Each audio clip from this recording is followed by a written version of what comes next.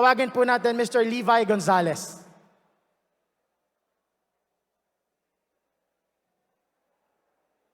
Meron po kaming nakalagay na mga mikropono po sa inyong tables para po mamaya po sa pagsagot. Ayan.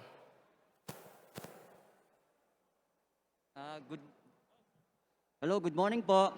My name po is Levi Gonzalez po ng Bulgar Newspaper and anchor din po ako ng City Beat 102.3 FM sa boses po ng Calabarzon. Patungkol po to kay Mayor Isko Ano po ba yung pinakamatinding rason kung bakit kayo dapat iboto ng sambayanang Pilipino? Okay, pataas ng volume natin dito sa stage. So ulitin ko po yung question ko po, Mayor. Dito sa monitor. Thank you. Ang tanong ko lamang po, ano po ba yung pinakamatindi yung rason kung bakit kayo dapat iboto ng sambayanang Pilipino? Thank you po. Thank you. Unang-una, yung katatayuan ng tao, yun, alam ko po yun. Nang higit na nakakarami sa atin. Hindi ko siya alam dahil pinag-aralan ko siya sa eskwelahan, kundi dahil dinanas ko siya. Pangalawa, I am 46 years old. 23 years in public service. I have learned so many things already through this experience. Pangatlo't, inaral ko naman. Pangapat, higit sa lahat, siguro naman, ay hindi sa pagbubuhat ng bangko, makikita ninyo naman kung paano kami naging mainam, masinop, at episyenteng naglingkod sa mga kababayan natin, at lalo na sa loob ng pandemya. Now, these are the things happened, and these are the things na gagawin naming ikwipo ni Doc Willie na paglingkuran kayo, na iraos kayo, na iahon kayo sa kalugmukan dulot ng pandemyang ito, at yung pangamba ninyo'y humupa, at yung agam-agam ninyo'y mawala. Yon ang aming tutugunan ni Doc Willie. Maraming salamat po.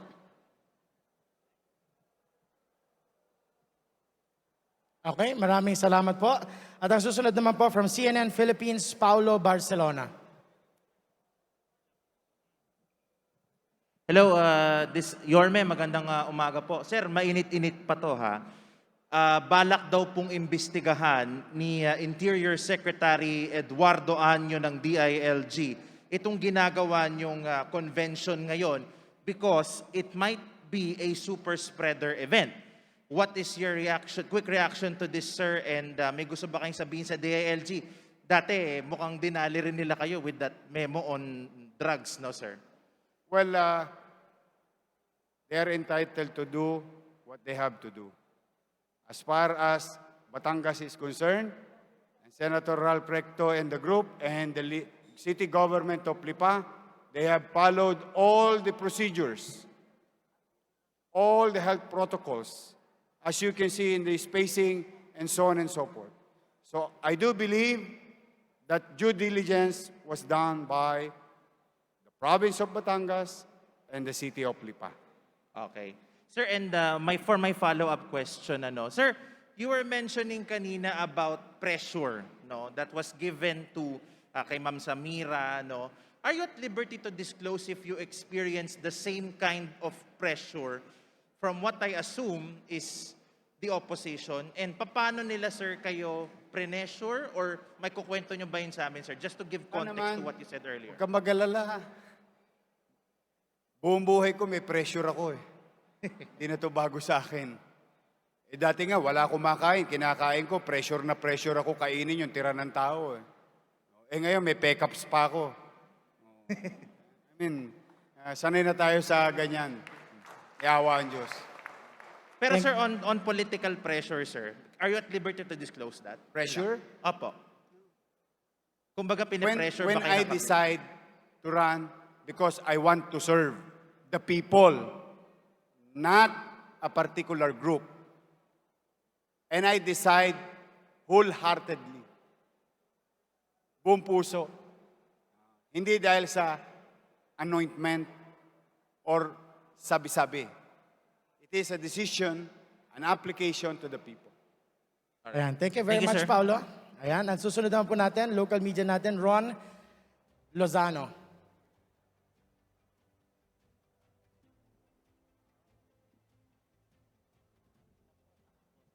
Magandang umaga po, si Ron Lozano po, Editor-in-Chief ng Regional News Weekly dito po sa Batangas. Ito po ang katanungan ko kay Mayor Isko.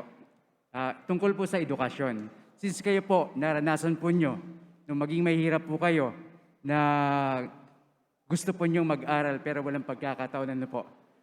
Nasa ang antas po ng inyong prioridad, ito pong edukasyon, at paano po natin i-adapt yung educational system po natin sa gitna po ng pandemya? Well, kayang iraos eh. It's a matter of priority. In the case of City of Manila, records will show, noong nagdeklara si Secretary Briones ng blended distant learning, the following day, tingnan ninyo, kaya sabi ko sa it's a matter of priority. The following day, we had a meeting with the school board. 3 days thereafter, nakakita kami ng pera. Before the opening of the school, 130,000 plus tablets, 299,000 SIM card with 10 gigabytes every month with rollover, 11,000 laptops and connectivity for our teachers for 10,300 teachers. Now, can we duplicate this? Yes, we can. While there's pandemic, we took the opportunity to develop our school. As we speak, we are building 3 on top of the 5 housing, in-city housing, and the Baseco Community, Hospital ng Maynila, and Manila Zoo. We are building 3 10-story, fully air-conditioned public, elementary, and high school with enough and proper facility so that we can achieve 5 years from now, 10 years from now, the student and teacher ratio na maganda. Kung ang mabuting student-teacher ratio is 40, I hope we can achieve that. But for now, alam natin, 1:60, 1:70. So these are the type of quality of delivery of services, basic services, na pwedeng ma-replicate, ma-duplicate, or escalate sa atin sa buong Pilipinas. Ayan, maraming salamat, Ron. And ang susunod naman po natin mula po PTV4, Patrick De Jesus.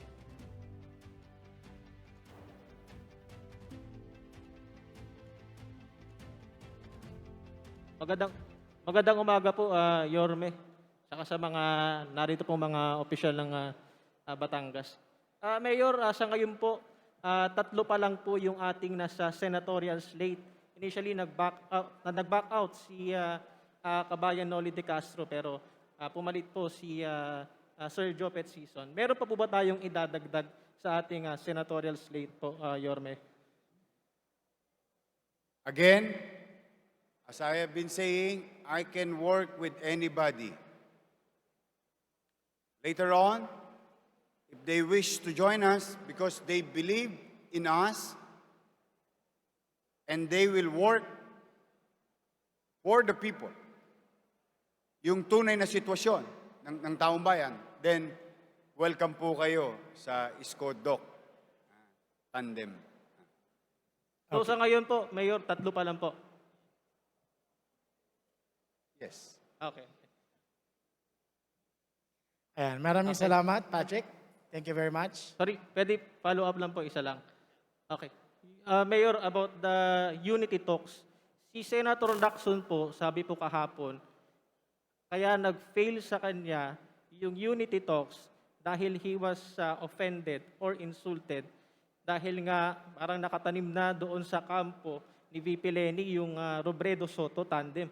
Sa inyo po, Yorme, bakit po ba nabigo yung unity talks? Can you give us more details nung naging meeting niyo po with VP Lenny? Next question, please. Nag-move on na ako eh. Okay. Yan yung pagiging desidido. You have to be decisive. So I move on. Hindi ka pa ba naka-move on? Ano na tayo? Move forward na tayo. Tao na lang ang pag-usapan natin, hindi mga politiko. Thank you. Thank you very Thank you much, Patrick. May we have ABS-CBN Kat Domingo. Morning, Mayor. My first question is for Senate President Pro Tempore Ralph Recto. Sir, Senator Manny Pacquiao went here yesterday. Your colleagues, Senators Tito Soto and Ping Lacson, are also vying for the same national posts. What made you decide to back Manila Mayor Isko Moreno over your colleagues in the Senate?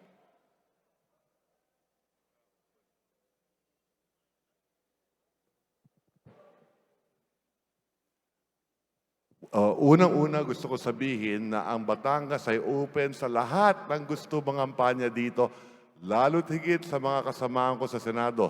Kung hindi ako nagkakamali, 6 ang tumatakbong senador. 3 sa pagkapangulo, 3 sa pagka-vice-pangulo. Mapapansin ninyo, ang pinili kong kandidato ay hindi colleague ko sa Senado, ang pinili ko si Mayor Isko Moreno. For the reasons I mentioned already earlier, bilis kilos. Lahat ng mga kasamahan ko sa Senado, lahat yan magaling. Marami dyan, masasabi ko, overqualified. Pero ang kinakailangan natin sa panahon natin ngayon, na maging Pangulo, in this 3rd decade of the 21st century, yung mabilis kumilos. Hindi lang salita, puro gawa. At yan ang napakita sa akin ni Mayor Isko sa lungsod ng Maynila na pwedeng gawin sa buong Pilipinas. Sir, thank you, sir. Sir, my next question would be for Manila Mayor Isko Moreno. Senator Recto has taken pride over Batangas being an industrial behemoth in Luzon. What can you do for Batangueños in this regard, and how important is it for you to secure votes in this vote-rich province, considering na some of your contenders are from vote-rich Cavite and have cornered votes from other parts of Calabarzon? Well, unang-una, let me be clear about your question. What can I do for Batangas? Sir, Or- on the economic front. Okay, unang-una, ang isa talagang target ko ay mapababa ang presyo ng kuryente. The reason behind is that so that we can be competitive with our neighboring countries in terms of manufacturing. Pag napababa pa natin na napababa yung kuryente, sosok pa rito mga investor. Then there will be more jobs. Then if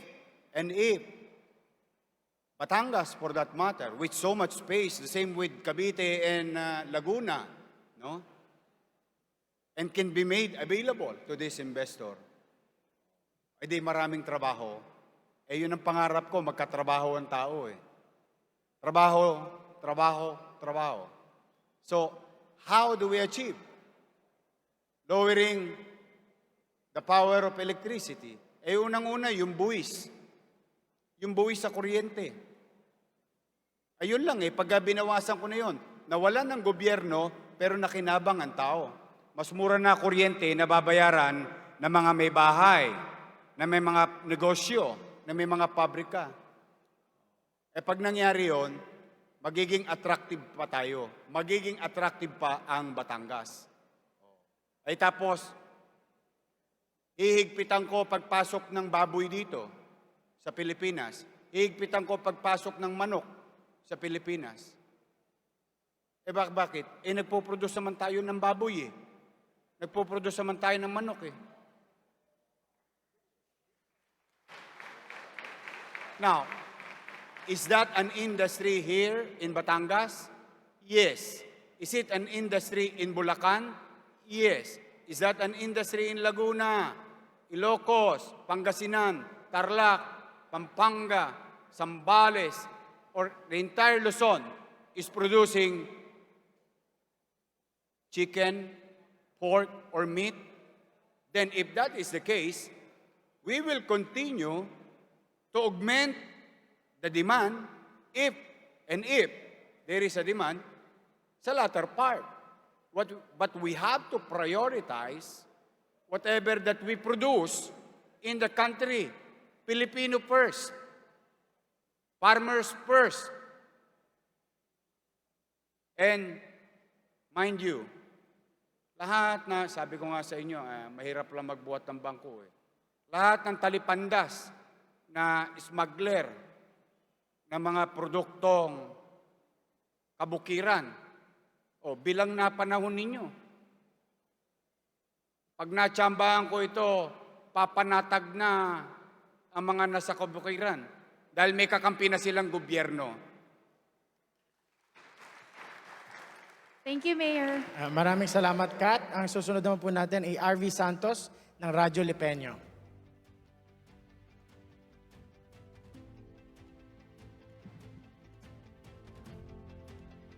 The question is for kay Mayor Isko Moreno. Mayor, recently po napabalita po na na nag-withdraw na rin po si natatakbong Senator Noli de Castro sa kanyang senatorial bid. At isa rin po na nag-resign na rin po ang inyong Chief of Staff na si Cesar Chavez. Ito po ba may malaking epekto sa inyong kandidatura at ano pong plano po ninyo sa kanilang pag-withdraw po at pag-resign po sa inyong poder? Well, it has nothing to do with the campaign. One,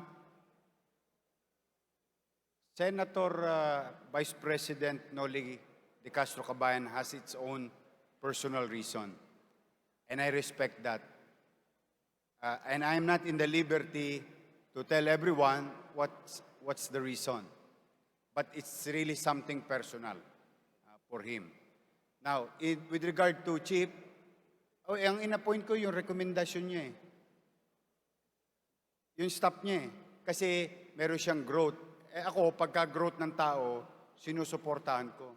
Growth sa career. So, I continue to support. And life must go on. Kailangan mabilis tayong kumilos. Hindi naman tayo kailangan na, it has nothing to do with our dreams and aspirations and our visions for our country and for our people. Tuloy-tuloy lang ang buhay. Okay, thank you very much, RV. Another question. Sure. Senator, alam ko ito medyo kalat na social media, yung panawagan ng karamihan po na withdraw Isko na calling. But for us po sa Batangas, alam namin ang inyong pangalan po, matunog na rin po din eh. Ano po ba masasabi niyo sa mga Batanggenyo para imbes na we asking for withdraw Isko is we support Isko Moreno in Batangas? Palagay ko yung mensahe natin sa araw na ito is that Batangas is supporting Isko Moreno for President. Diba? Dito hindi pinag-uusapan yung withdraw Isko. No? Ang pangkaraniwang mamamayan sa Batangas, walang Twitter nga pala. Okay? At nakikita namin dito maraming sumusuporta kay Mayor Isko para maging Pangulo ng ating bansa. Thank you very much po. Salamat. Maraming salamat, RV. Can we have TV5, Marian Enriquez? Good morning po, Senator Ralph Recto. I would like to ask po sana kung gaano kalaki po ba, gaano karaming mayors po ang miyembro ng One Batangas, and are we throwing our full support to Mayor Isko Moreno or still open to entertain other aspirants? And may talks na po ba sa Nationalista Party kung sinong susuportahan pong kandidato? Well, let's start with the mayors here today. No? Dalawang buwan na namin pinag-uusapan ang pagsuporta kay Mayor Isko. No? So dito ngayon, kung hindi ako nagkakamali, I think 2/3 of all the mayors are here today. We also have 100% of all the board members. We have all the congressmen present here today as well. Wala akong kaduda-duda that Batangas will deliver votes for Mayor Isko. Of course, we have 6 months to campaign. Kahapon, galing ako sa bayan ng Lemery, galing ako sa bayan ng Taal, at sa mga darating na linggo, iikutin ko yung buong lalawigan. And we are organizing different chapters in the entire province. Sabi ko nga kay Mayor Isko at sa team niya na babaunan namin sila ng alaala na dito sa Batangas, maayos ang kalagayan nila dito sa Batangas. Ngayon, doon sa pangalawang katanungan ninyo, incidentally, dito nga pala, iba-ibang partido namin dito. Karamihan ay Nationalista Party, meron Aksyon Demokratiko, meron ding NPC dito. So nagkakaisa kami sa One Batangas na tulungan si Mayor Isko Moreno. Ngayon, pagdating sa partido ng Nationalista Party, na kung saan ako miyembro, open ang Partido Nasyonal na suportahan ang sino man sa tingin nila makakatulong sa kanilang lalawigan. Halimbawa, kung sino ang diskarte nila tulungan ng Pangulo, yan ay sinabi sa atin ng aming Pangulo na si Manny Villar. So open ang Nationalista Party. Right, thank you. Next question lang po, meron pong nilabas na report ang the World Justice Project sa kanilang 2021 Rule of Law Index. Ang Pilipinas po nag-rank na 102nd out of 139 countries worldwide complying nga po sa rule of law. So question ko po, of course, Mayor Isko, ano po yung ating mga plano sa isang Moreno leadership? Kung ano po yung plano para magkaroon ng reforma at least may improve itong aspeto po na ito? Well, mahirap magsalita, no? Na about what's gonna happen in the future. But at least, meron akong masasabi sa iyo na naganap.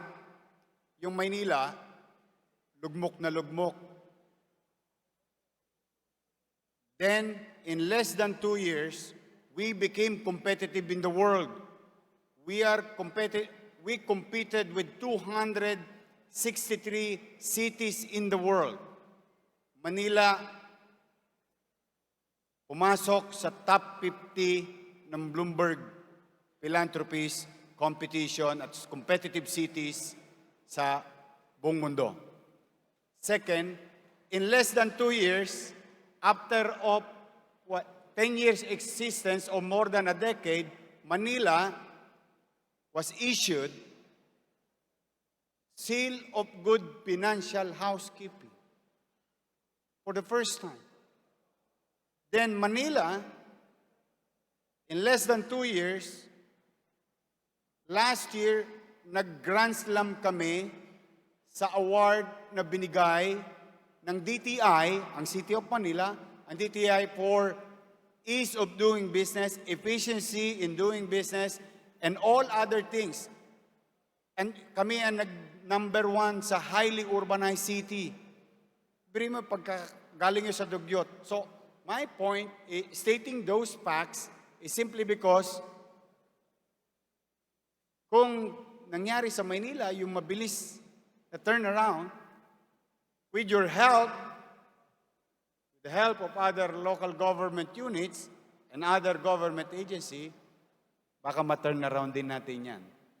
Pagdating ng araw, may awa ang Diyos. Kaya, maraming Thank you, salamat. Mayor. Sorry, pwede rin po maki-request ng reaction from Senator Recto regarding nga po dito sa Rule of Law Index. 102nd po tayo out of 139 countries. Alam mo, para sa akin, ang Pilipinas pang 14 na pinakamalaking bansa sa populasyon sa buong mundo. Okay? Ang Pilipinas dapat top 14 at least sa buong mundo sa lahat na mga indicators na pinalalabas. No? So kung tayo ngayon ay nasa 107, whatever that number is, pati per capita income ng Pilipinas, I think 121 tayo. Sa laki ng ekonomiya natin, we are probably number 35 today. Okay? So, walang dahilan in the next decade na pwede maging top 20 ang Pilipinas in terms of GDP size. No? What we should strive for is to be top 14 sa lahat ng bagay sa buong mundo.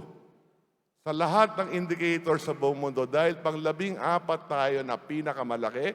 In terms of resources, tayo siguro mga top 5 sa pinakamaraming minerals din sa buong mundo. We have reserves of about $1 trillion of minerals also.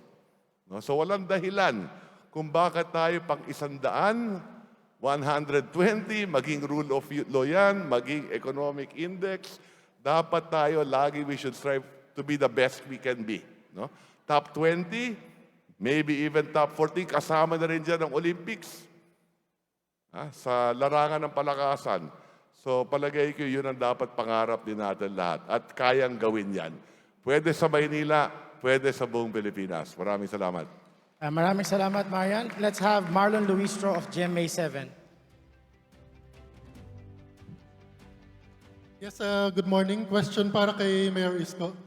Bale sa isinagawa pong commission survey ni Representative Edgar Erice, which happened to be a member of Action Democratico, sinabi po na kung magbaback out si BP Leni sa presidential race, mas mataas yung chance po na matalo ni Mayor Isko si BBM o kaya si Mayor Sara Duterte. Kasi mapupunta daw po yung boto ni Leni para kay Mayor Isko. Pero kung si Mayor Isko daw po magbaback out, mapupunta yung boto niya papunta kay BBM. So, dapat daw po magtulungan daw po kayo ni BP Leni po para po matalo yung si BBM or si Sara. Ano pong reaction po natin? Well, una, ayokong pangunahan ng taong bayan. No?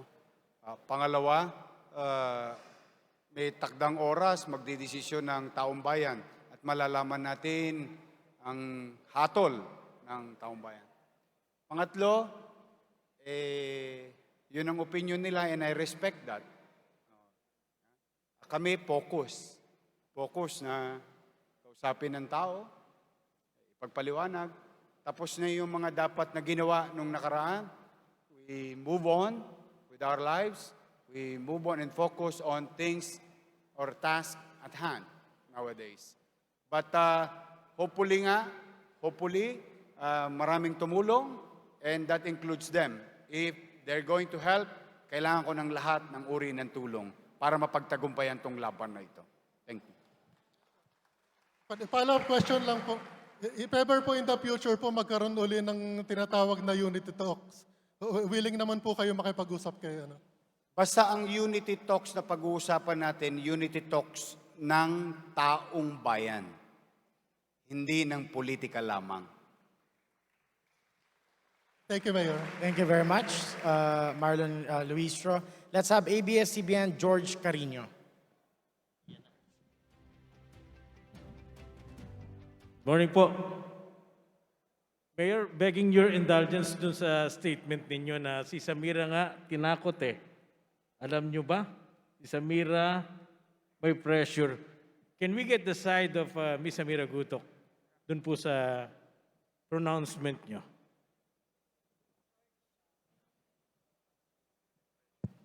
George, thank you. Thank you, ma'am. Arriving in Manila po 2 weeks ago nung oath-taking ng Action Democratico, it was a whirlwind ride for me. Siyempre po, hindi po ako sanay na tinitingnan ng lahat ng media po yung aking aksyon, yung aking mga statements. On Twitter po, which hindi ako masyadong always online, although nagmo-monitor ako, there was a trending na lipat sa Mira. And I acknowledge po those supporters ko when I was with Vice President Leni and Liberal Party. Ako po ay taus-pusong nagpapasalamat po sa suporta noong 2019 ng aking partidong Liberal Party. But upon being with Action Democratico, na I echo everyone in action, bilis, bilis, bilis.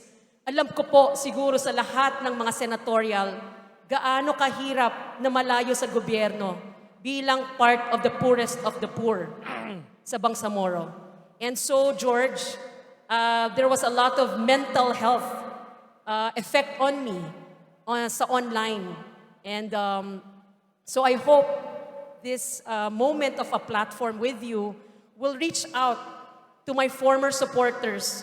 Hindi po ako nag-iba. Hindi po ako kumalas. Sa para sa tao ang dapat mauna. Para sa tao ang dapat mauna. I have not changed. I have not changed my core.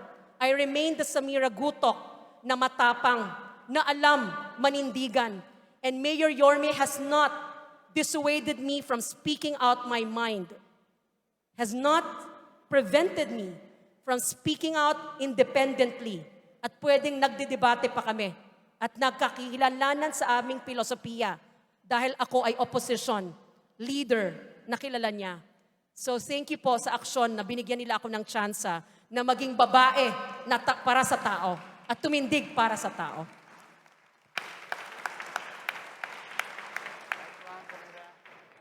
Thank you, Ms. Samira.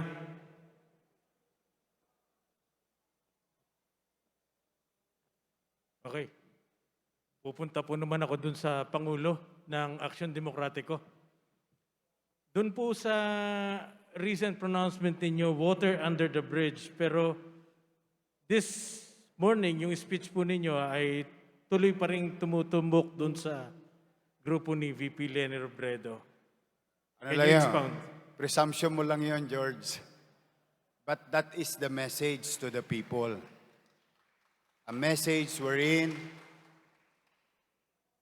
hindi kayo magkabati, hindi kayo nagkakasundo. Beta muna natin sa gedlihan, doon muna tayo sa commonality. Ano yung commonality? At risk ang buhay natin, at risk ang kabuhayan natin, at risk ang kinabukasan natin. Halik kayo, Todits, sa wakali, sa nangka. Upo muna tayo, pag-usapan natin to. And that is our message we would like to convey to the people of our country. Now, kung may mga balat sibuyas, hindi naman ako yun. I mean, mas masakit pa nga tawagin porno. I mean, let's be honest to ourselves, George. But we are focused. We know what we did. We know what we're doing. And we were very decisive with our message, aspirations, visions for our fellow men. Kaya straight kami, dire-diretso yun. Yun ang aming mensahe para sa iyo, para sa anak mo, para sa pamilya mo, na magkaroon kayo ng kapanatagan sa mga darating na linggo, buwan, taon ng buhay natin. Na magkaroon ng direksyon. That's it. Actually, yun po yung narrative na ginamit nyo when you were asked that question dun sa Mehan Garden. Exactly. Opo. So, categorically speaking, this is not in any way, in any form, directed towards the group of VP Leni Robredo. To be categorical lang po. I don't want to mention her name. He is immaterial in my life. They are a candidate. I am a candidate. He is a candidate. We move on with our lives. And my statement has nothing to do with somebody else. It is the voice. It is the situation of our people. We echo it. Yun, sinabi namin, dahil yun ang nararamdaman namin. And I do believe, may karapatan naman kaming mga tuwiran, ano? Oh. You know, I am no angel. I am no angel, George. But I am not the devil. And I guarantee you, if I offended somebody because they feel they were offended, wow, paano pa kaya ako? Lahat ng masakit na sinabi sa akin. Hindi naman tayo pwede magbalat sibuyas sa pamamahala. Because in democracy, 50% plus 1 lang. Not everybody will be happy with your policy. But you must focus. When you do something, siguraduhin mo na ang makikinabang ay higit na nakakarami. This is not about Mr. and Mrs. Congeniality. This is about governance. This is not about pulong-pulo or grupo-grupo. Hindi, buhay natin to. Buhay natin lahat to. So, it has nothing to do with anybody. Anybody, not only one person, anybody. It's a straightforward answer. At I think makatwirang sagot naman yon. At I respect their opinion. They're entitled to it. I hope the sauce for the gander is the sauce for the goose. If we respect their opinion, I hope we get the same respect with our opinion and beliefs. And I will continue to respect them also. Don't worry about it. Thank you very much. Thank you. Thank you, Mayor. Thank you po. Can we have Logan Javier ng ABN News Online?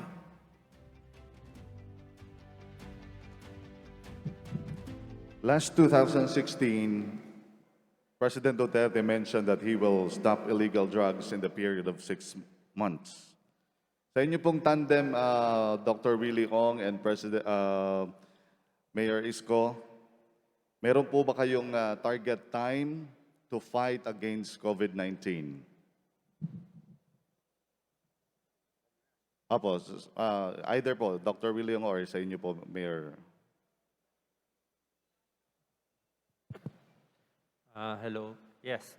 Bali po ang laban natin sa COVID-19 ay napakahirap kasi nga po napabayaan natin yung health sector natin. Yung health system natin, isa sa pinakamababa sa Asia. Ang sweldo ng health workers, isa rin sa pinakamababa. Bukod doon, kulang tayo sa laboratory surveillance. Wala tayong sapat na laboratory, wala tayo Philippine Center for Disease Control, kulang tayo sa mga expertise dito sa mga virology. So, malaking investment ang ilalagay natin dito para ready tayo sa ngayong pandemya, sa susunod na pandemya at iba pa. Sinabi na ni Mayor Isko na yung ginawa niyang ospital ng Maynila, around 2 billion, gusto niya i-replicate sa mga iba't ibang region, 16 regions, at 2 billion, pwede natin i-improve yung dating mga provincial hospital para mas mabilis. So, kailangan natin ito gawin para makamove on. Kailan babalik ang economy natin? Ayon sa mga experts, baka 2024 pa bago tayo makaabot ng yung dating lakas natin. Pero syempre, sa bilis ng kilos ni Mayor Isko, gagawin natin lahat. Ayaw namin magbigay ng timeline kasi mahirap po mangako. Mapapangako lang namin, gagawin namin yung makakaya namin.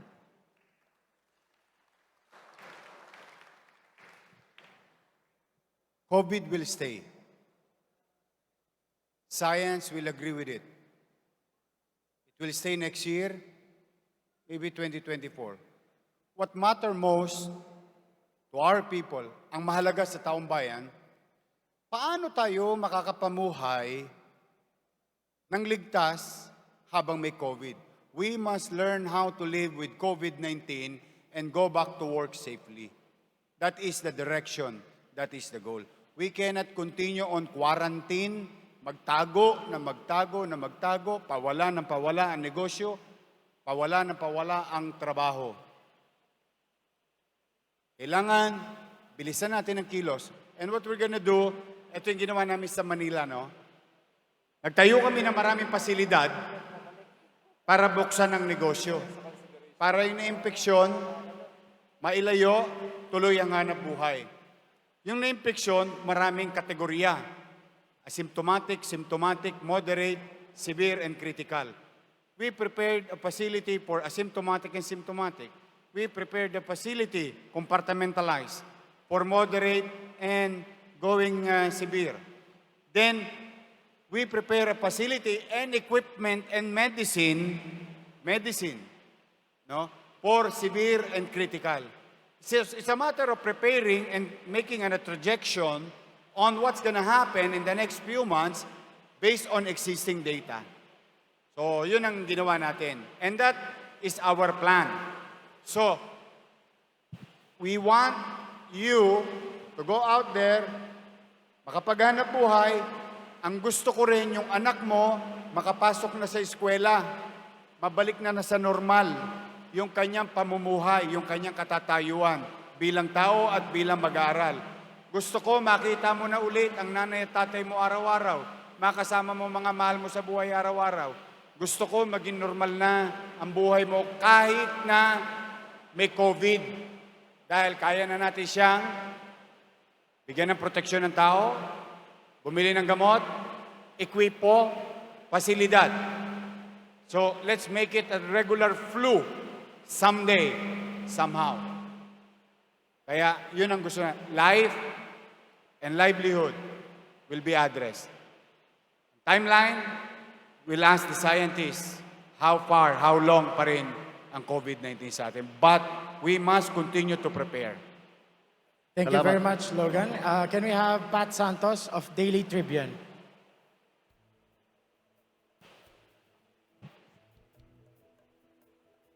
Magandang umaga, Mayor. Batangas tayo. Ganda. Mayor, babaguhin ko yung tanong ko, no? Sa tagal nating magkakasama, sa tuwing nagtatanong kami, napapahama ka. Babaguhin natin ang tono.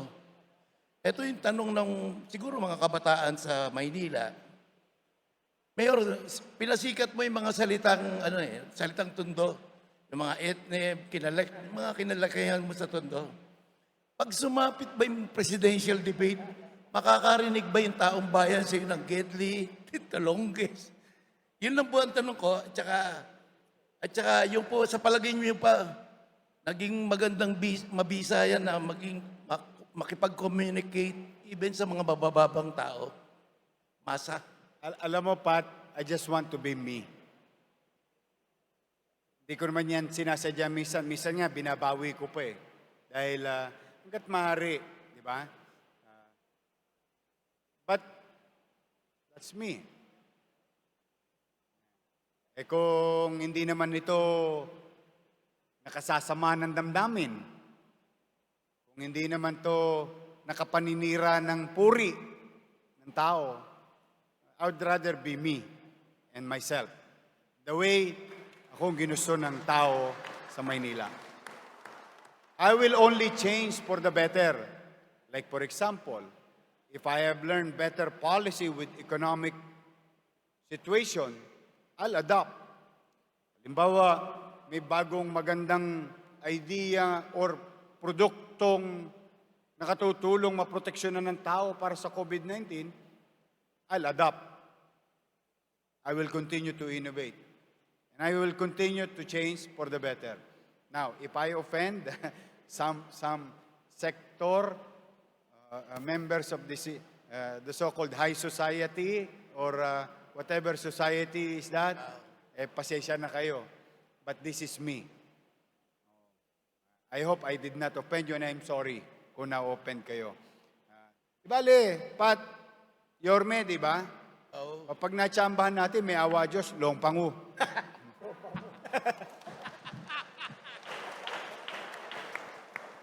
Yun lang.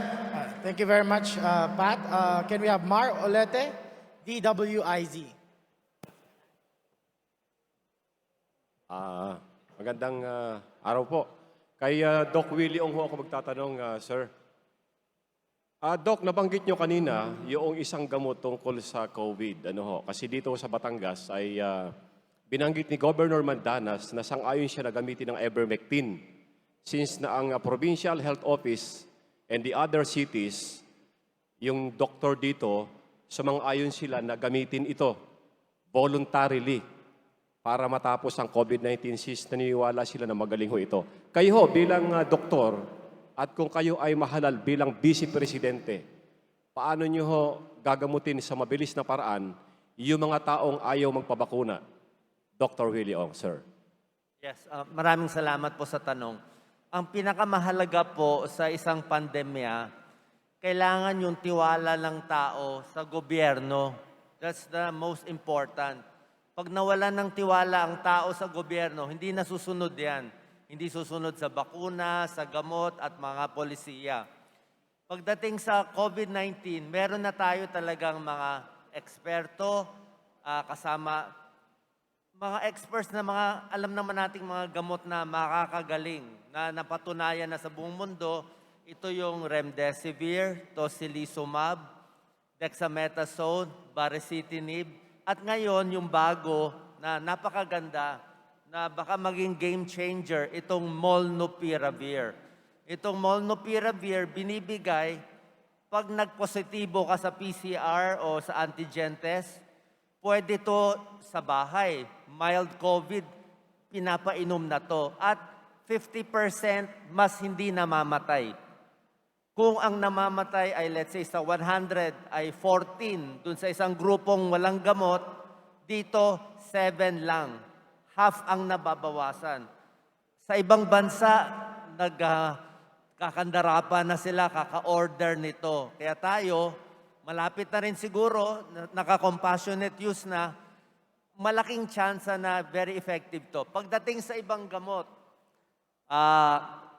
open naman ako sa ibang gamot eh. Hindi ko naman pipigilan kung gusto niyo ng virgin coconut oil, kung gusto niyo ng melatonin, gusto niyo ng saging o suob o ivermectin, nasa sa inyong paniniwala. Pero base sa aking pag-aaral, ito yung maganda po para sa inyo. At syempre yung bakuna napakahalaga. Pag hindi tayo magbabakuna ng mga bata, ng mga nagtatrabaho, hindi natin mabubuksan ng eskwelahan. At add ko lang hindi lang COVID ang kalaban natin sa ating mga public servants. Yung sakit sa puso, tumaas ng 22,000 ang namatay sa sakit sa puso, nadagdagan. At yung mental health problem, napakahalaga. Isipin nyo lang yung mga anak natin, 2 taon nakakulong sa bahay. Baka mag-iba na yung mga utak nila eh. We have to be ready. Psychologists, psychiatrists, gamot sa mental health, napakamahal. 180 pesos, isa niyan, yung magaganda. Kailangan makabili tayo ng mura. Ready tayo sa mental health epidemic, depression, suicide, at iba pang mga problema. Salamat po. May idudugtong lang daw po si Senator Cal Balita. Yeah. Kanina pa ako nagpipigil ng sarili ko, gusto kong banggitin, yung napakalaking banta sa ating sistemang pangkalusugan. Yun po ay ang pag-alis at dissatisfaction of our frontline health workers. Napakalaki po ng oportunidad nila sa ibang bansa at napakaraming recruitments na nangyayari locally. Hindi natin kayang sabayan ang sweldong ibinibigay sa kanila sa ibang bansa, Amerika, Europa, name it. Our nurses especially. Pero ano ang magpapanatili sa kanila dito sa atin? Yung ating respeto sa kanilang mga pangangailangan. Hindi natin kayang ibigay ang sweldo. Pero kung maibibigay lang natin sa tamang panahon, mas mabilis. May hinahanap sila ngayon yung MAT. Yun po yung meal allowance, accommodation allowance, and transportation allowance, dagdag dun sa SRA na napakatagal bago dumating sa kanila. Gustuhin man ng private hospitals na sweldohan sila ng tama dahil mas mataas po ang sweldo ng nasa gobyerno kesa nasa pribadong ospital. Ang atin po mga ospital ay nangangamatay na, nangangabankrupt na dahil sa late na pagbabayad ng reimbursement ng PhilHealth. Yan po, ang kay Dr. Willie is the science. Ang binibigay ko po dito ay ang sistemang pangkalusugan.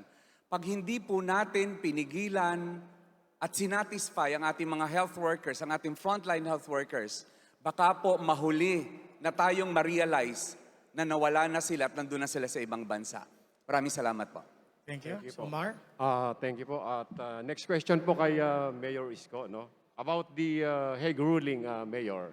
Nabanggit niyo doon sa nakaraang kapihan about the Hague ruling nga po dito sa international rule of law na alam naman natin na napakasakit para sa mga mangisdang Pilipino na hindi makapangisda sa sariling karagatan. Bilang mga Pilipino, nakakaawa ang mga taga-Sambales sapagkat dati-dati nakakahuli sila ng isda. Ngayon no, kapag kayo naupo bilang Pangulo, ano po ang inyong maipapangako sapagkat nasabi ninyo nakaraan sa kapihan na non-negotiable para sa kanya ang karapatan ng mga Pilipino. Sinabi niyo po yun, Mayor. And we have a paper, we won. Kung kayo po ang mahalal, ano pong gagawin niyo po dito? Yun po, katulad nung napanood ninyo, ang prioridad ko tungkol sa issue ng WPS is yung threat to national security is food security. Okay? Having said that, given a chance, someday, pala rin tayo with your help, makakapangisda ang Pilipino ng panatag sa West Philippine Sea. Mangingisda sila, maghahanap buhay sila. Yung mga mangingisda natin makapagbibigay ng kapanatagan sa atin na may makakain tayong isda na galing sa dagat na pag-aari at sakop natin. Yung kanina, yung tungkol do sa nasabi kong pagpababa ng kuryente, nasabi ko rin yun doon. Hindi yung lip service yung kanina. Yung idea paano pabababain ng kuryente sa bansa. If you watch the interview, I said, after addressing the fisher's folks, makapangisda ang tao, makapaghanap buhay ang tao sa dagat, ang mga mangingisda. Then, if scientists of this world, engineers, saw that there is an opportunity there in the area, for example, hypothetically oil, then let's deal with our neighboring countries, our trading partners.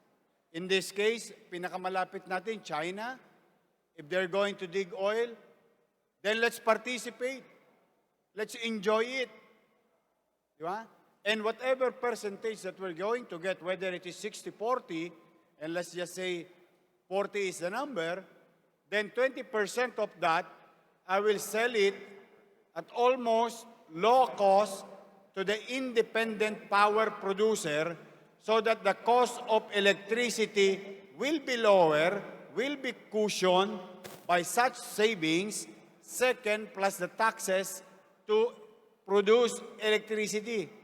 So that we'll be competitive with other nations to invite them to put manufacturing or industry in our country. And the other part, the other portion, will be utilized to acquire mid-sized Navy and Coast Guard ships so that naturally, as we progress through the years, the Western Board will be protected by our Coast Guard, by our Navy, for two reasons. While we continue Hague ruling, continue to honor, igigiit natin yun ha, igigiit natin yung Hague ruling. Habang ginigiit natin yon, whatever is remaining is being protected, and whatever islands needs protection, which is, we are an archipelagic country, so we need such protection. Then naturally, pati smuggling, or kanina may nagbanggit tungkol sa drugs, hindi makapasok sa atin. Kasi sa Eastern Board, wala tayong masyadong problema.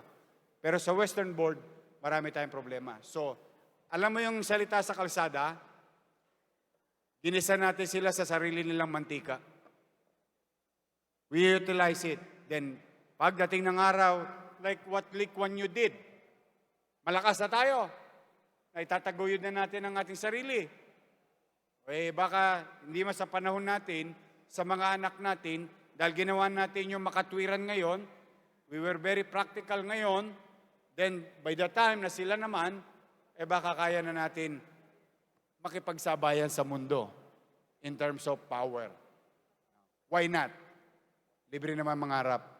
So, ibig sabihin, Mayor, sa panahon nyo, pagka kayo na presidente, hindi na maghari-hari ng inchik sa Pilipinas. Eh, pinalayas ko nga sa Maynila, di ba? Nung tinawag yung Maynila, province of China. Thank you, Mayor. Thank you. Maraming salamat.